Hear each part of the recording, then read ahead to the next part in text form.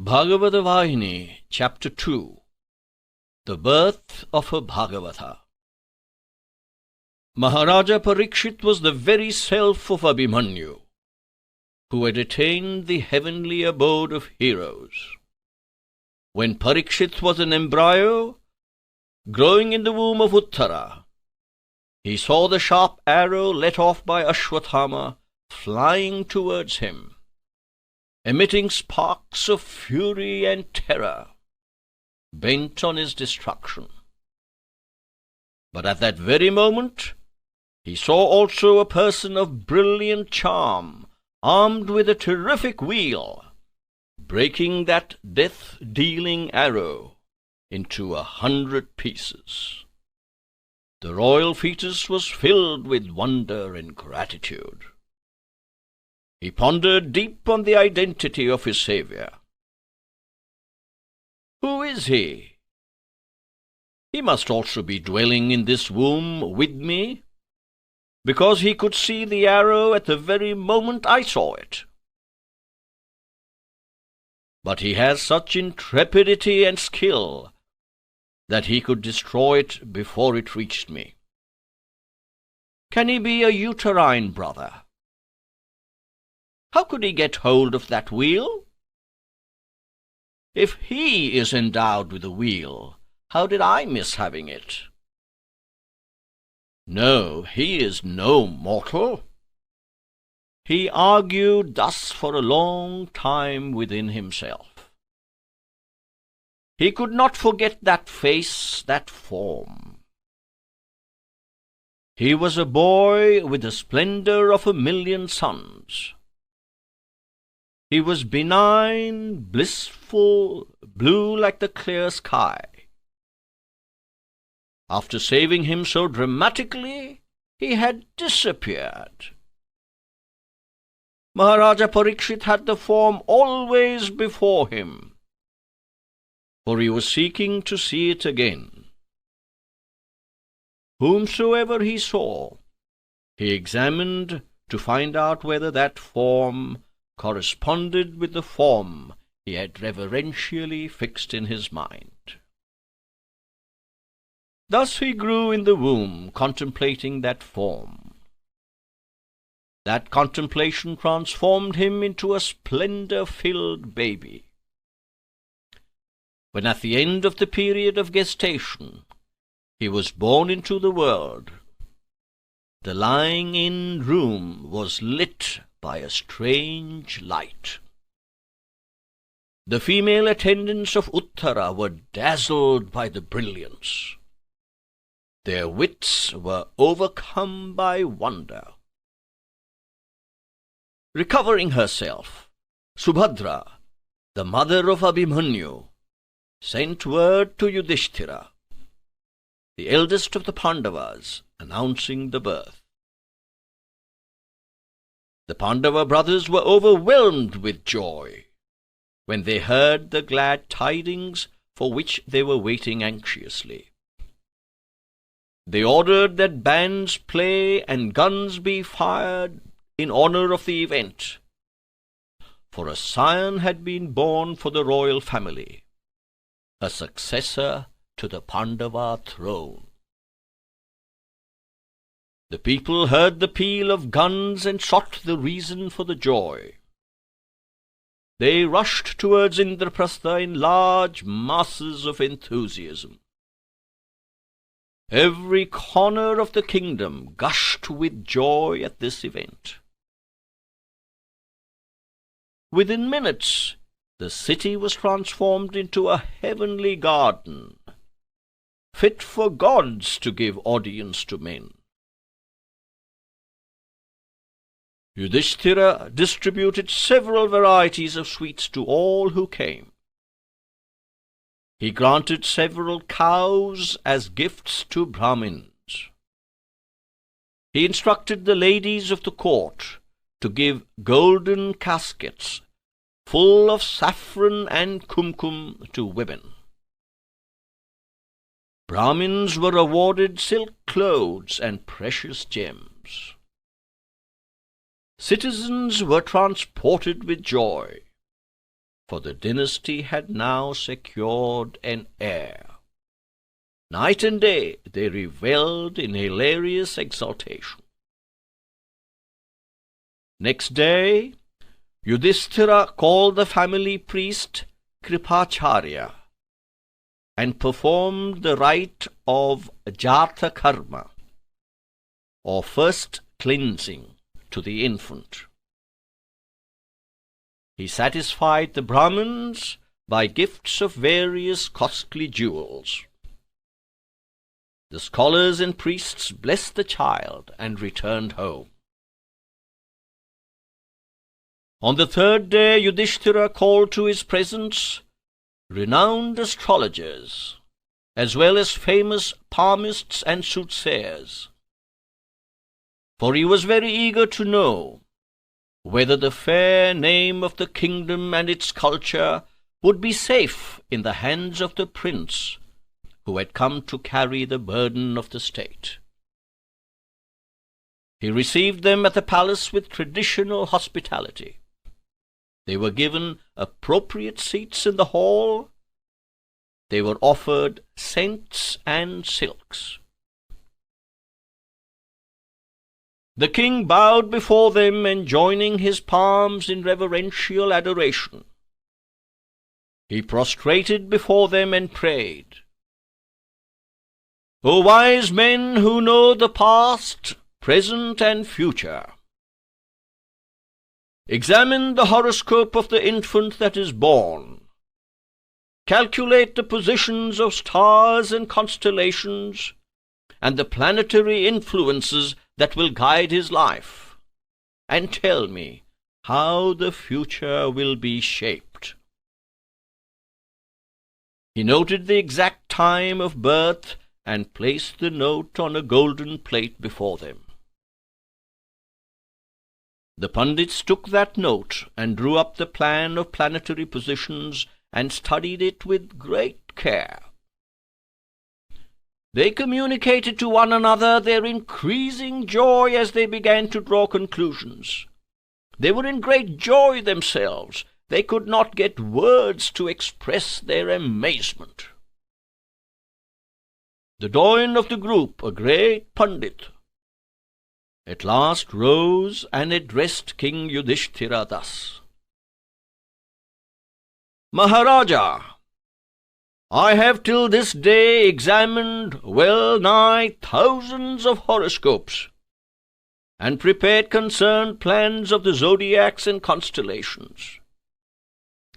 But I must admit, I have never yet come across a more auspicious grouping than is indicated in this horoscope. Here all the signs of good augury have assembled in one moment, the moment of this prince's birth. The moment indicates the state of Vishnu himself. All the virtues will gather in this child. Why describe each glory separately? The great Manu has again come into your dynasty." Yudhishthira was happy that the dynasty had such good fortune. He was indeed overpowered by joy. He folded his palms and bent low before the scholars who had given him such good news. This family is lucky to claim such a gem as its scion. Through the blessings of elders and of pundits like you, as well as the blessings of the Lord who is our guardian, you say that the boy will develop all virtues and will accumulate fame. But of what use is all that, if he has not acquired the quality of reverence towards pundits, sadhus, and Brahmins? Please look into the horoscope once again and tell me whether he will have that reverence." The leader of the group of astrologers replied, "You need entertain no doubt on that score.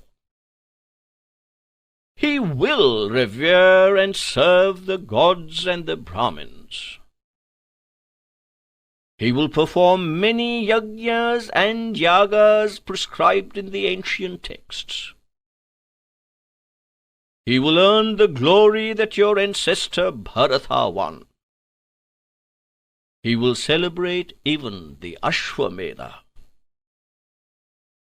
He will spread the fame of this line all over the world. He will win all things that gods or men covet. He will outdistance all those who have gone before him. They extolled him thus in various ways to their heart's content. They stopped because they were nervous to recount all the excellences.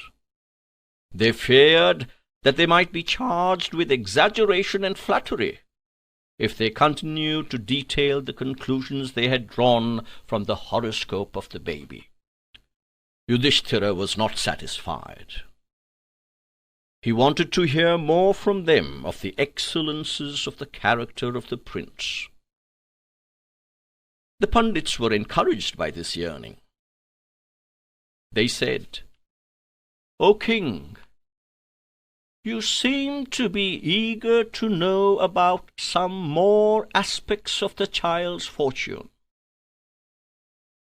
We shall be only too glad to answer any specific question that you may feel inclined to put to us."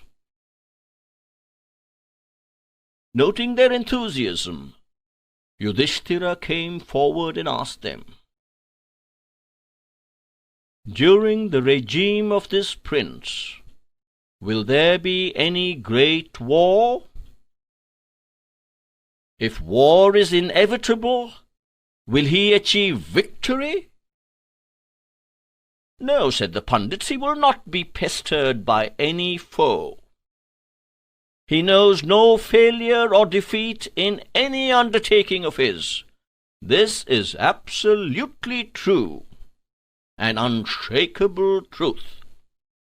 Hearing this, Yudhishthira and the brothers Bhima, Arjuna, Nakula, and Sahadeva looked at each other and shared great joy. Meanwhile, Yudhishthira began to speak. He had said, "If that is so—" But before he could complete the sentence, he hung his head and was plunged in thought. The Pandits noticed it. They said, "You seem to be anxious to know something more. You have only to ask. We shall readily answer all questions." "Of course," said Yudhishthira, "I am happy at all the answers that you have given.